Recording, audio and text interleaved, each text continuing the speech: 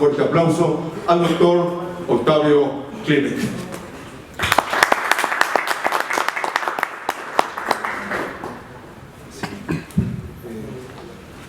Si me hacen favor de ayudarme con la presentación, me van a disculpar nuevamente. El 24 de febrero tuve algo similar con la presentación, porque es una presentación muy ávida. Entonces, los que están de este lado van a leer probablemente los artículos, porque yo me fui a un análisis de la iniciativa. El 24 de febrero hubo un foro en el Senado, ya lo traté de enriquecer, pero me quedó más grande, tengo 15 minutos y eso me desespera mucho porque hay muchas cosas y yo creo que la magnitud de la ley es de tal calado que difícilmente en un solo evento se alcanza a revisar. Esa sería mi primera valoración.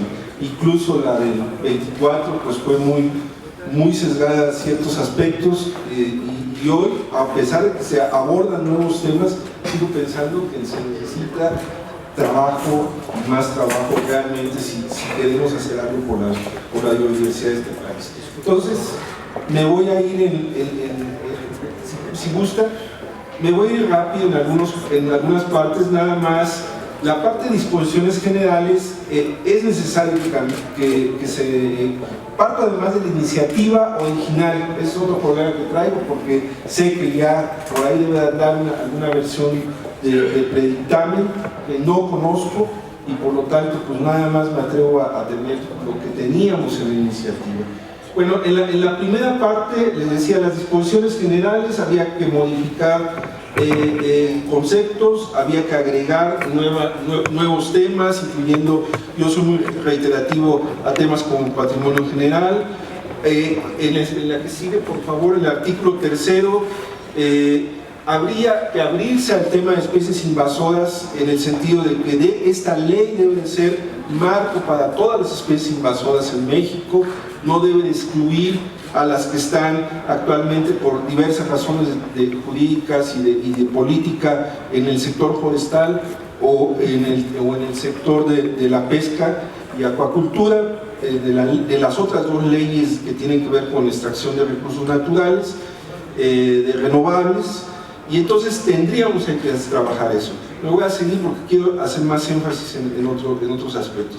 Luego nos vamos a pasar el tema de discusión sobre conceptos de conservación. Ahí hay un tema que yo espero que ya hayan subsanado con claridad sobre qué se está entendiendo por conservación en la iniciativa versus preservación, porque ahí traen un problema de que agarraron la parte de abajo, metieron el concepto de preservación de la LIGEPA, y entonces hay cuestiones que después van a tener un impacto en el manejo de la propia ley.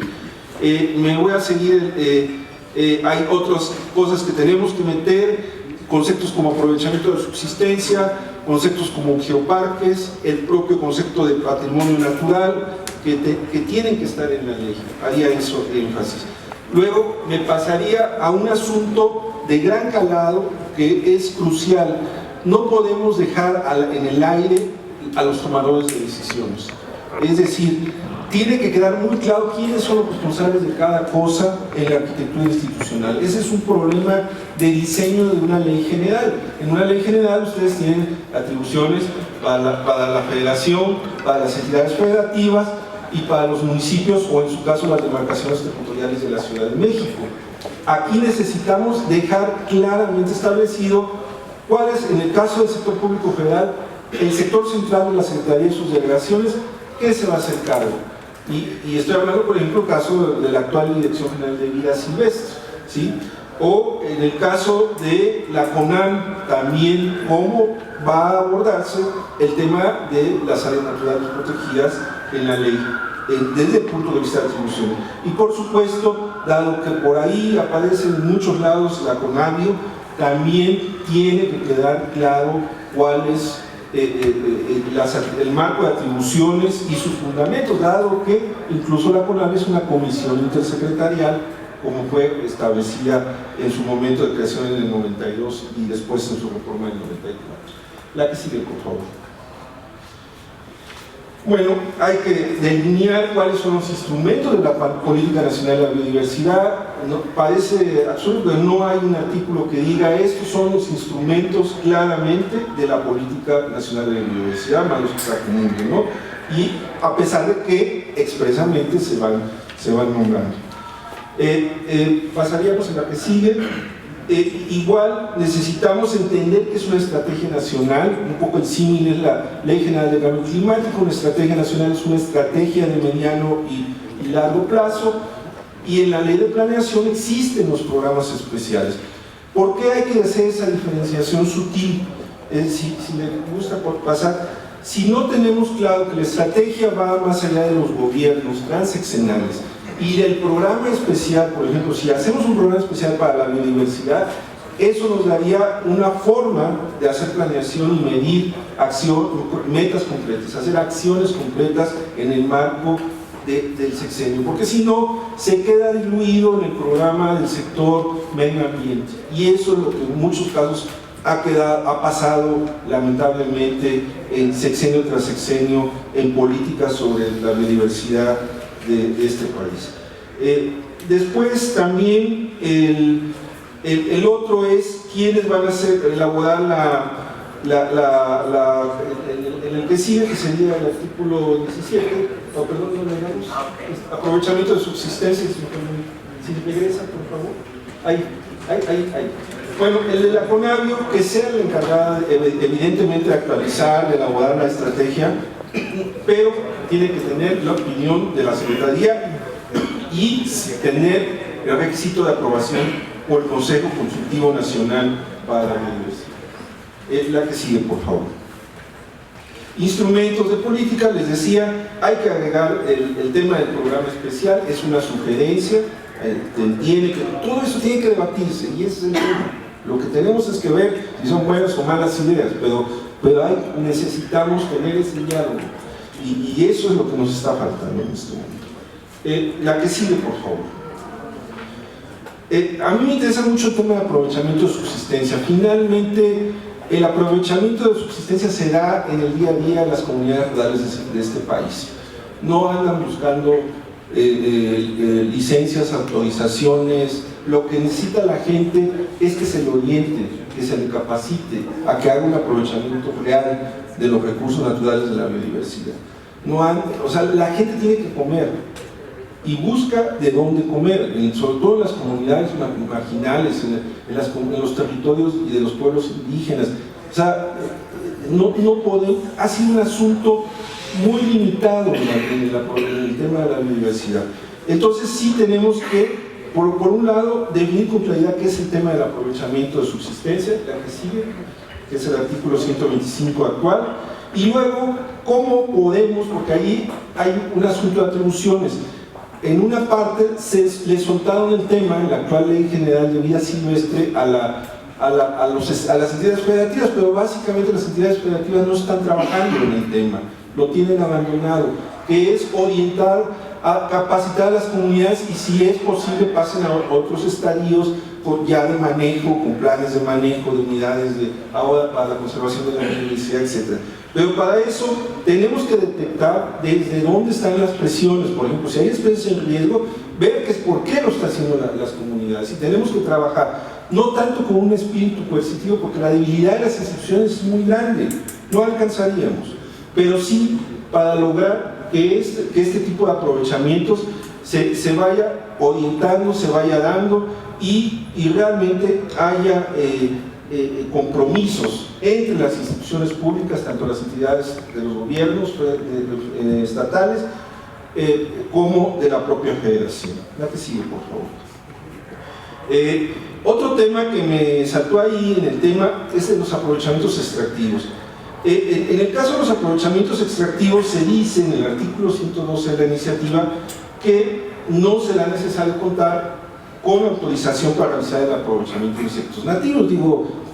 La gente sale a los jumiles, a toda una serie de aprovechamiento de insectos en la naturaleza, de acuerdo con la biodiversidad, y salvo en el caso aquí de que se trate de población sensible. Yo sería de la idea de que se tiene que ser más ambicioso y decir con claridad periódicamente que con la Secretaría, que con la opinión del Consejo, diga que para bajar ese tema de la regulación, qué es lo que se puede hacer de aprovechamiento extractivo sin necesidad de ir necesariamente a un acto de autoridad como son las autorizaciones. Y esa es un poco la propuesta, pero siempre con contrapesos, el Consejo Consultivo, para que no vaya a la discrecionalidad y a la opacidad el establecimiento de este tipo de listas. Otro tema que me salta en el aprovechamiento extractivo es el artículo 114, que tiene que ver con la autorización de especies en riesgo.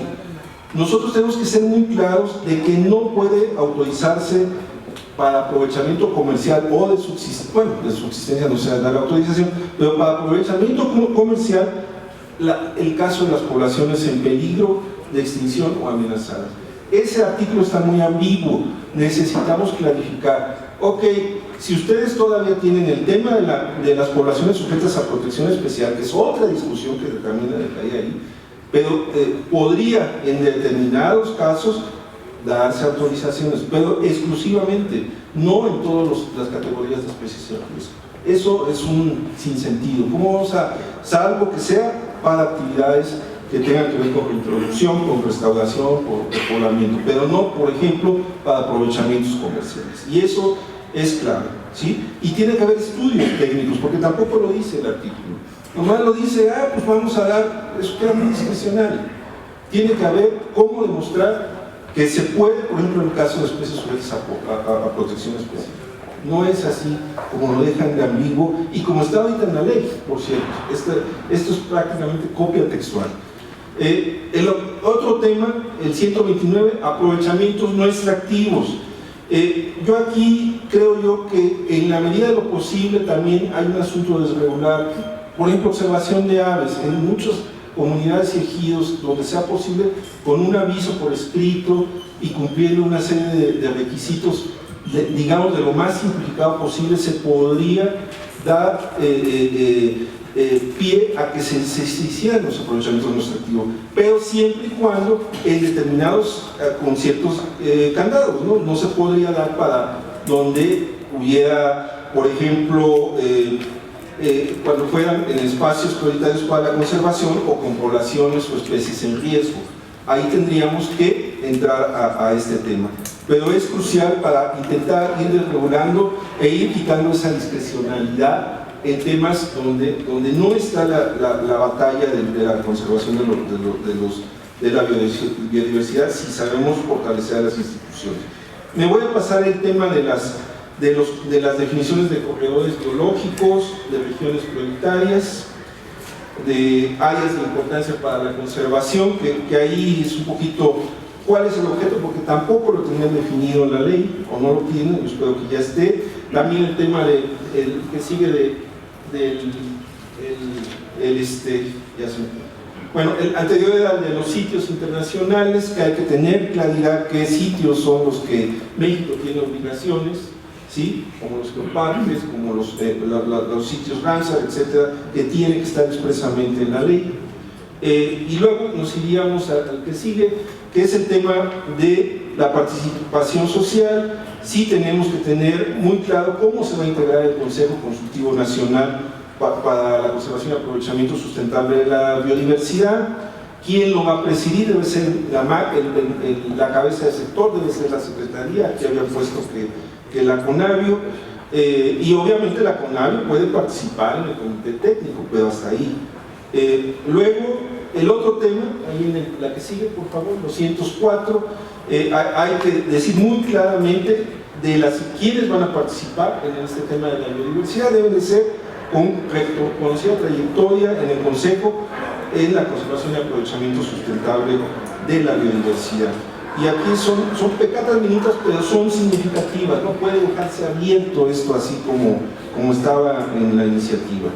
El otro tema es que de alguna forma que la representación sea periódica, que sea por honorífica, etc. También esas son cosas, son subsanables. En el mismo sentido pasaría a un tema que para mí es muy álgido y que tiene que ver con los grupos en riesgo que están actualmente en diversos artículos como prohibiciones, que son casos de primates, mamíferos marinos, tortugas marinas y citáceos. Nosotros somos de la idea de que debe de seguirse manteniendo. Ha sido una discusión incluso entre grupos de conservacionistas que dicen que el prohibicionismo no nos ayuda, pero yo creo que la debilidad de las instituciones como están tampoco nos ayuda a quitarlas. Y de alguna forma se estaría mandando un mal mensaje a la sociedad. Y ese es el tema que yo espero a lo largo de hoy se discuta, de que esto tenemos que enseñar a la gente que no podemos seguir actuando así con animales como si fueran animales domésticos, los animales de la vida silvestre, capturándolos y matándolos realmente al tenerlos en casa, o como ha sido sobre todo el caso de especies carismáticas como los citáceos, ¿no? Entonces, esa es una discusión que yo creo que hoy va a ser muy interesante escuchar este tema. Pero en el dado caso, y quiero decirlo porque veo una tendencia muy fuerte, por lo menos en el foro del 24, cuando estuvimos allá en el Senado, de favorecer el tema de eliminar, por ejemplo, el artículo del 60 bis 2 de citáceos, que básicamente, y hay que aclarar, jamás ha dicho que no se puede hacer aprovechamiento. Pero el problema, lo que dice es que se puede hacer implícitamente, se puede hacer el aprovechamiento, pero no extractivo, es decir, observación de aves, etc. Lo que prohibió fue la comercialización del aprovechamiento extractivo.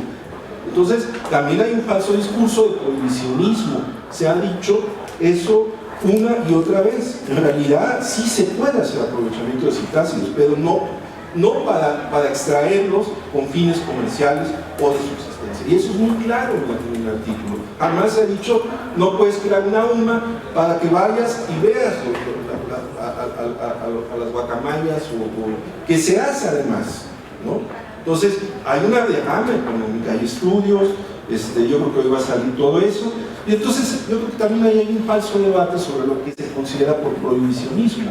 Allí el asunto es lo ético de hacer un uso comercial de estas aves. Yo como biólogo no puedo avalar ese tema en el sentido, finalmente bios es el estudio de la vida. ¿Cómo voy a avalar que se aproveche para acabar con especies que potencialmente están en riesgo? Y entonces, pues sería una incongruencia. Estamos ahorita acabando con la vaquita marina y todavía en pocos años tenemos especies que fácilmente pueden ir en el mismo camino si somos permisivos, sobre todo con debilidades grandes, tanto en la conducta de la sociedad como de las propias instituciones. Y por eso creo yo que tenemos que ser muy claros, y ya para ir finalizando, en el tema de las vedas.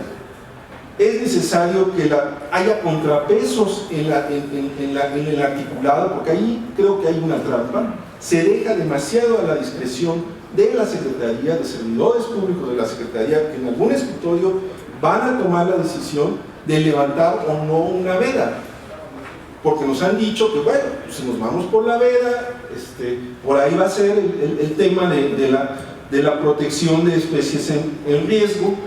Y entonces yo creo que ahí hay trampas desde esta ley actual, en el sentido de quién hace los estudios.